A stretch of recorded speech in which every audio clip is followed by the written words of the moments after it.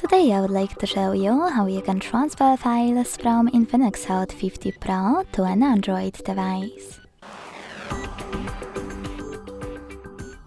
Begin by opening Play Store on both and getting free app code sent anywhere. When it's ready, launch it. Then hit the same options in both apps to set them up. I agree and I acknowledge. Confirm, continue and allow.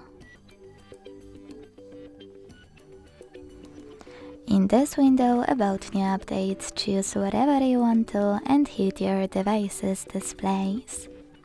Now select Send at the bottom left corner of Infinix and Receive right next to Send at the bottom of an Android. Also on Infinix, using all of those categories at the top, pick all of your files you wish to send. I will go with only a few, just for example. Then hit Send next to Selected at the bottom. Got it, in here's some tip pop-up and decide which connection way you want to use. To scan the QR code, use scanning icon above user guide.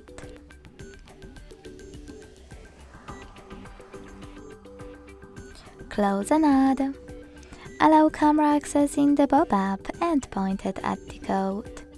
To input this key, hit Input Key section, type in all of those numbers and choose Receive button.